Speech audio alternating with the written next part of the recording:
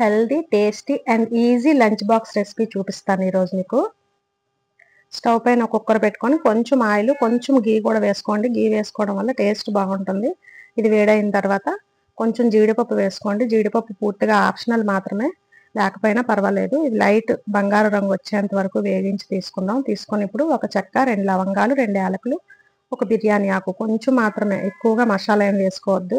ఇది లైట్ గా వేగిన తర్వాత ఆనియన్స్ కూడా వేసి వేగించుకుందాం. లైట్ బ్రౌన్ కలర్ లోకి వచ్చేంత వరకు వేగించుకొని ఇప్పుడు ఒక హాఫ్ టీ స్పూన్ అల్లం వెల్లుల్లి పేస్ట్ వేగించి కొంచెం వేగిన తర్వాత కరివేపాకు, పుదీనా, ఒక 2 పచ్చిమిర్చి వేసి లైట్ గా వేగించుకోండి.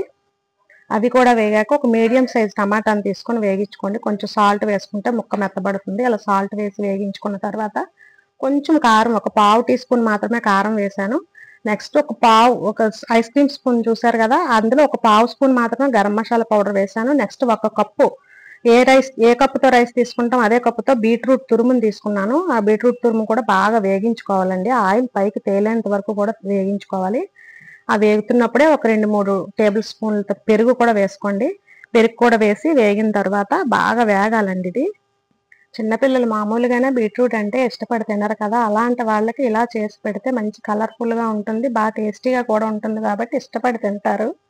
ఇదంతా కూడా మీడియం ఫ్లేమ్ లోనే పెట్టి చేయండి. ఇలా వేగించడం వల్ల పచ్చివాసన అంతా పోయి చక్కగా ఉంటదండి. ఇప్పుడు మనం ముందుగా ఒక అరగంట ముందు నానబెట్టుకున్న ఇక్కడ బాస్మతి రైస్ తీసుకున్నాను. ఏ కప్పుతో అయితే బీట్రూట్ తీసుకున్నాను అదే కప్పుతో బాస్మతి రైస్ నేను తీసుకున్నాను. నేను ఇక్కడ ఒక కప్పు రైస్ కి 2 కప్పులు నీళ్లు పోసి అందులో ముందుగానే నానబెట్టి పెట్టుకున్నాను. అందులో కొత్తిమీర కూడా వేసుకొని సాల్ట్ చెక్ చేసుకొని ఒక 2 విజిల్స్ వచ్చేంత వరకు కుక్కర్ పెట్టుకోండి, మూత పెట్టేసుకోండి. కానీ ఇక్కడ నేను 3 విజిల్స్ చూడలేదు. 2 విజిల్స్ వచ్చాక ఫోన్ ఆఫ్ చేశాను కానీ కుక్కర్ ఆఫ్ చేయలేదు, స్టవ్ ఆఫ్ చేయలేదు అనమాట. 3 విజిల్స్ వచ్చేసాయి. మీరు 2 విజిల్సే పెట్టుకోండి. ఇలా జీడిపప్పును లాస్ట్ లో వేసుకోండి, క్రిస్పీగా తగులుతాయి నోటికి. ముందు వేసుకున్నా పర్వాలేదు. అంతేనండి, మన కలర్ఫుల్ బీట్రూట్ రైస్ రెడీ అయిపోయింది. మన లంచ్ బాక్స్ రెసిపీ అంత ఈజీగా చేసుకోవచ్చు, అంత టేస్టీగా, చాలా బాగుంటుంది. ఒకసారి ట్రై చేయండి. ఈ వీడియో కనుక మీకు నచ్చినట్లయితే లైక్ చేయండి, షేర్ చేయండి, సబ్స్క్రైబ్ చేయండి.